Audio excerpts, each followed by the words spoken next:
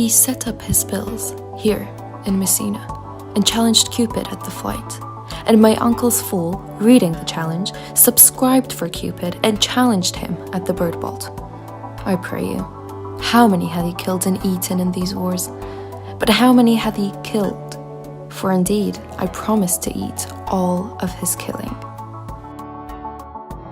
That a woman conceived me, I thank her. That she brought me up, I likewise give her most humble thanks. But that I will have a ratchet winded in my forehead, or hang my bugle in an invisible baldric, all women shall pardon me, because I will not do them the wrong to mistrust any. I will do myself the right to trust none, and the fine is, for the which I may go the finer. I will live a bachelor. Alas, he gets nothing by that. In our last conflict, 4 of his 5 wits went halting off, and now is the whole man governed with 1, so that if he had wit enough to keep himself warm, let him bear it, for a difference between himself and his horse, for it is all the wealth that he hath left to be known a reasonable creature. Who is his companion now? He hath every month a new sworn brother. One woman is fair, yet I am well. Another is wise, yet I am well.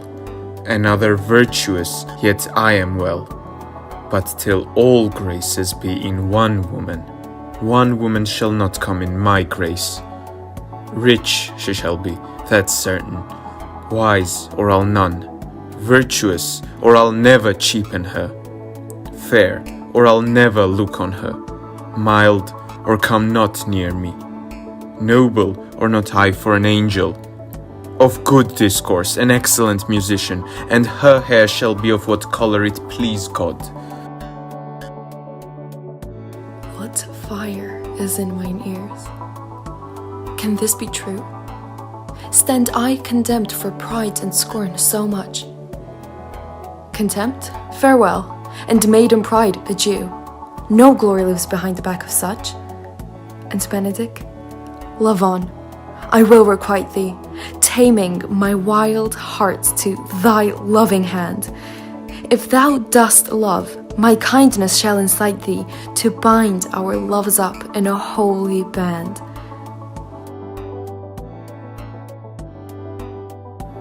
The God of love that sits above, and knows me, how pitiful I deserve.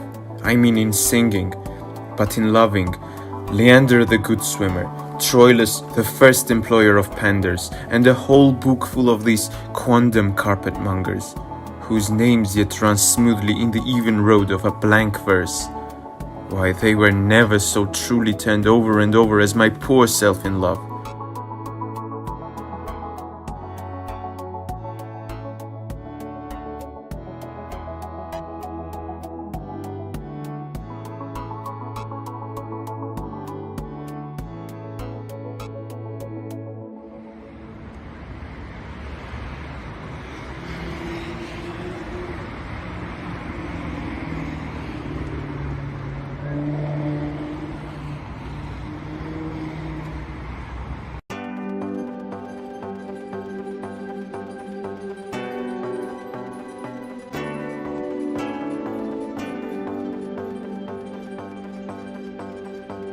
Good Lord Boyet, my beauty thou but me.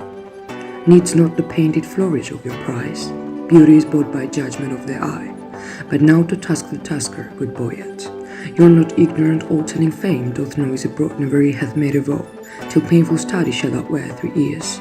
No woman may approach his silent court. Therefore seemeth it a needful course, before we enter his forbidden gates, to know his pleasure, and in that behalf, bold of your worthiness we single you, is our best moving fair solicitor. Tell him, the daughter of the King of France, on serious business craving quick dispatch. Meantime receive such welcome at my hand, as honor may make tender of to thy true worthiness. You may not come, fair princess, within my gates, but here without you shall be so received. As you shall deem yourself lodged in my heart, thou so denied fear harbor in my house. Thus will I save my credit in the shoot. Not wounding, pity would not let me do it. If wounding, then it was to show my skill, and more for praise than purpose meant to kill. And out of question so it is sometimes, Lord grows guilty of the tasted crimes, when for fame's sake, for praise, an outward part. So sweet a kiss the golden sun gives not to those fresh morning drops upon the rose, as thy eye beams when their fresh rays have smote the night of dew that on my cheeks down flows. Nor shines the silver moon when half so bright through the transparent bosom of the deep, as doth thy face through tears of mine give light. Thou shinest in every tear that I do weep. No drop but as a coach doth carry thee, so ridest thou triumphing in my woe. Do but behold the tears that swell in me, and they thy glory through my grief will show. Your nickname virtue, vice you should have spoke, for virtue office never breaks men's troth. Now by my maiden honor yet as pure as the unsullied lily I protest. A world of torments thou I should endure, I would not yet to be your house guest. So much I had breaking custody of heavenly oaths fought with antiquity. The extreme parts of time extremely forms, all causes to the purpose of his speed, and often at his very loose decides that which long process could not arbitrate. And thou the morning brow of progeny forbid the smiling courtesy of love, the holy sweet which fain it would convince, yet since love's argument was first on foot.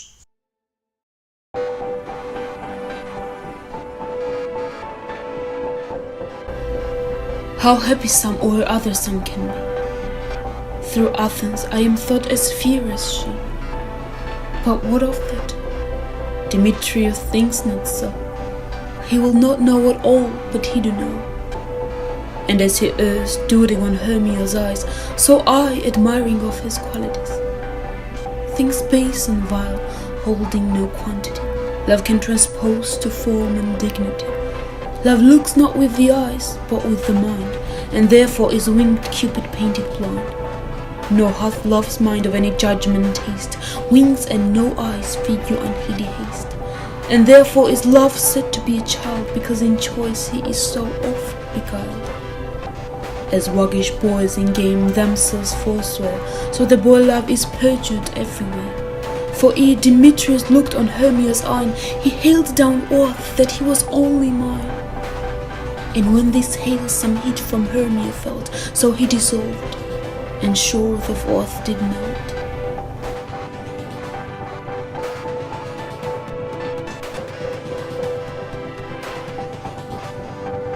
I love thee not, therefore pursue me not.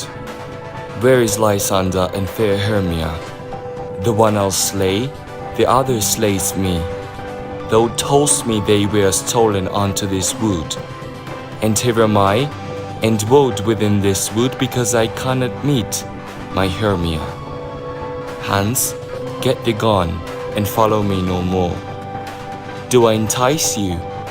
Do I speak you fair? Or rather, do I not in plainest truth tell you I do not know I cannot love you? Tempt not too much the hatred of my spirit, for I am sick when I do look on thee. You draw me your hard-hearted adamant, but yet you draw not iron, for my heart is true as steel. Leave you your power to draw, and I shall have no power to follow you.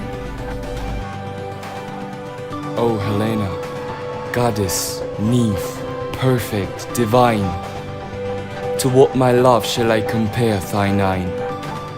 Crystal is muddy.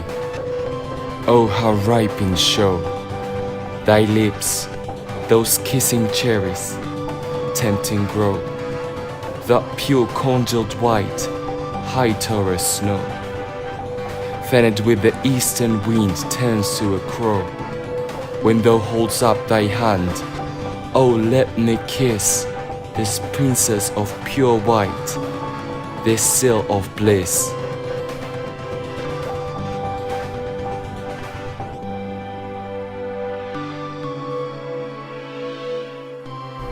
Your virtue is my privilege, for that it is not night when I do see your face.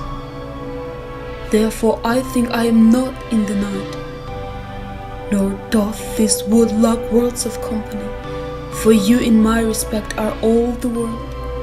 Then how can it be said I am alone, when all the world is here to look on me?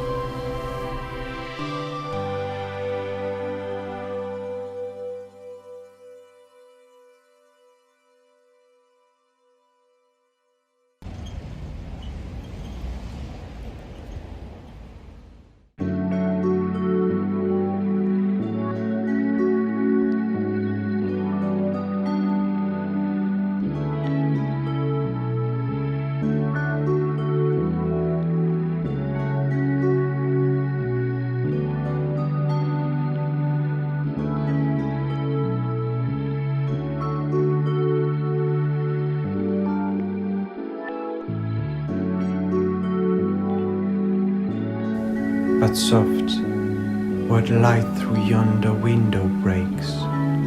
It is the east, and Juliet is the sun. Arise, fair sun, and kill the envious moon, who is already sick and pale with grief. It is my lady, it is my love. Oh, that she knew she were.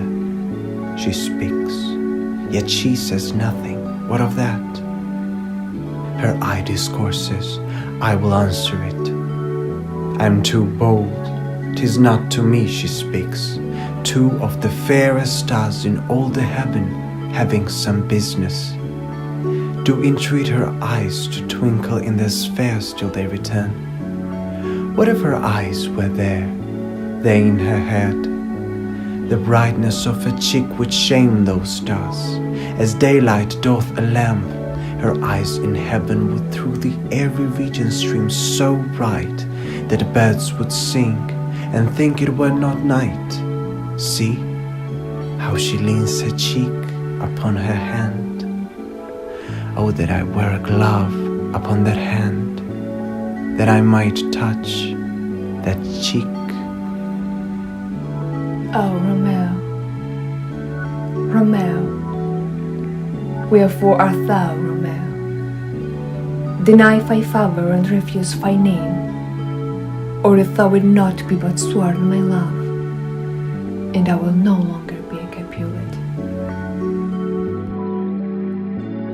If I profane with my unworthiest hand this holy shrine, the gentle sin is this. My lips, two blushing pilgrims, ready stand to smooth that rough touch with a tender kiss.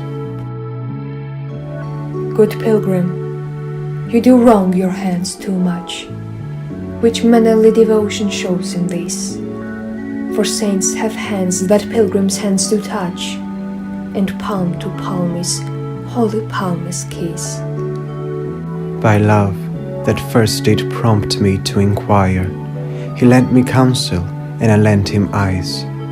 I'm no pilot, yet though as far as that vast shore washed with the farther sea, I should adventure for such merchandise. Well, do not swear. Although I join thee, I have no joy of this contract tonight. It is too rash, too unadvised, too sudden, too like the lighting which doth cease to bear, one can say. It lightens. Sweet good night.